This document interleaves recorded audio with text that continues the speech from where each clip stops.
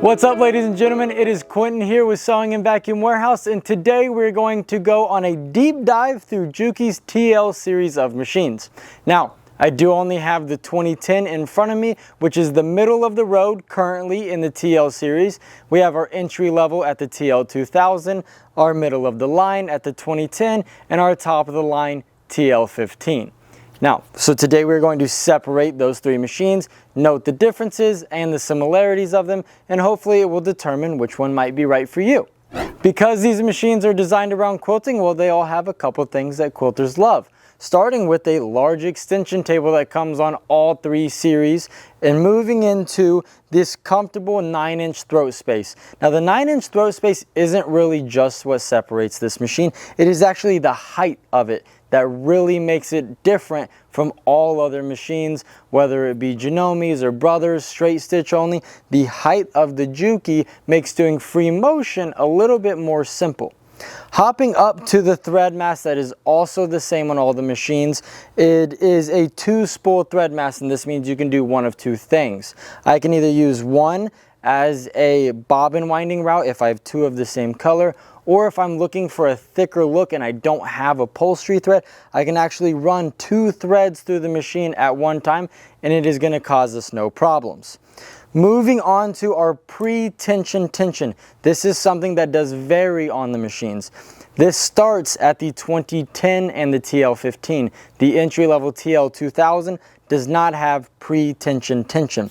What does pre-tension tension do for us? It helps us sew with those thicker threads. So if I'm sewing with like a Tech 70 or I'm doing the dual thread method, it is going to make it a little bit easier on our machine for 2 reasons. One, the speed that it stitches at, and second, that extra thickness does need a little bit more assistance in controlling itself. Moving down to the actual tension system itself, it is going to be that old-fashioned twist tension system. Now, there's something that I need to know about the Jukis, because it's something that at least I only know the Jukis having this feature, but the presser foot actually needs to be in the down position when you adjust the tension system for it to actually make any effect. We'll move up to the take-up arm. Just like any sewing machine ever, we've reiterated this 1,000 times. If I miss this spot, it is going to give me a world of frustration. I'm going to get tons of bird nesting in the bottom. So if I have any machine and I'm getting a bunch of birds nesting, make sure that thread is going through the take-up arm. From the take-up arm, we'll move up to this little knob sitting right on top of our machine. This is our presser foot pressure. I adjust this based on the fabric or the material that I'm sewing with, whether it be maybe be a vinyl or a cork or just something as simple as a quilting cotton. And I use my little guide right on the front of my machine. It's got a blue bar that lets me know where I'm sitting as far as presser foot pressure goes. Now, something that is on every machine, or every machine that it's on, everyone loves, is a door that opens. So any of the mayhem that gets caused up here can be solved without bringing my machine into my local service center. We'll move down there to the needle plate system. All 3 of these machines only come with 1 needle plate right now. They do have a few alternate needle plates, but the most important of those being, or the most popular of those being, is a heavy duty needle plate, or a thick fabric needle plate, if you will. The difference in those 2 needle plates is that heavy duty needle plate will have a larger mouth for the needle to enter. So as I sew through those thicker things, it doesn't strike my needle plate every time. It forces the needle back just a little bit. Now we'll dive just a little bit below the needle plate, and that is to the bobbin case. This is going to be a metal vertical bobbin case, which is nice because it means it will get more power to my needle, less gears are turning.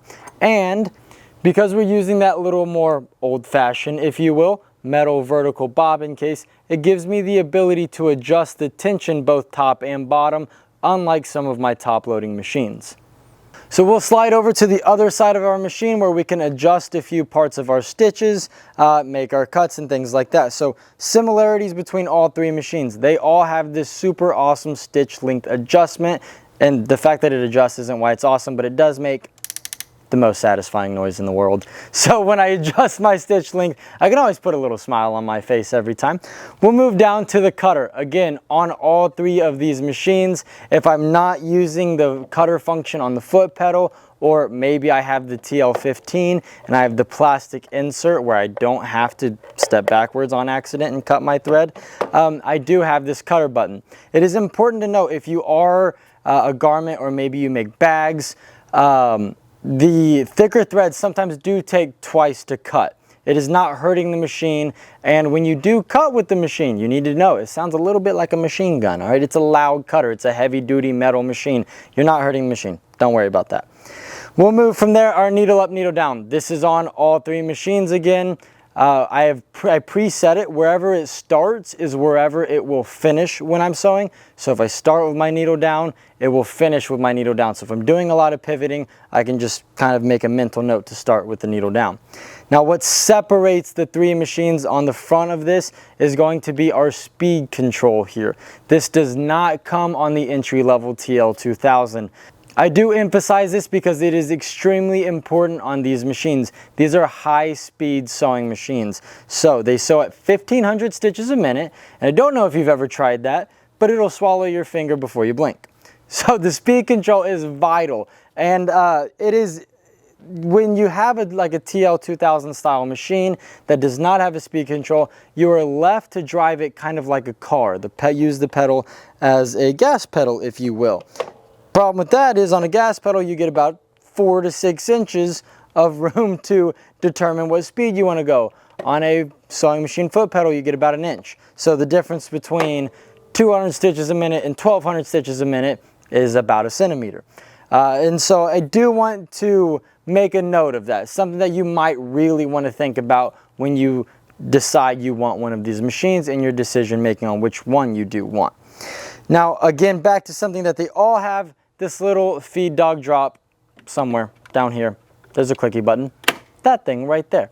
All three of them do have the ability to drop the feed dogs, and the 2010 and the TL15 both come with free motion feet. So if you are a quilter and you're looking at the TL2000, it is another important thing to note. They do not come with the walking foot, and it does not come with the free motion foot. So two things and those 2 feet are rather expensive. Juki feet aren't the cheapest of things. Something you do want to hunt, maybe do a little bit of research on. If you're looking into buying a Juki, look at the accessory prices, make sure that the machine you want comes with the accessories that you want, and if it does not, what are the cost of those accessories? It will probably just kick you up to the next machine anyway, because typically the accessories outcost the next machine up. And the final control that I have not touched base on these machines is going to be the reverse bar. It is nice that it is a bar because they stitch so fast. Sometimes you have to hit that oh crap moment, come up and slap the reverse bar to make sure we lock our stitches in. So it is a heavy duty bar. You can smack the crap out of it. It's not going anywhere. Again, it is on all three machines. And the last common thing about all three of these machines, they're all internet machines and they are all ready for us to cover the shipping directly to your door. I'm Quinton from Sewing and Vacuum Warehouse, and we'll see you next time.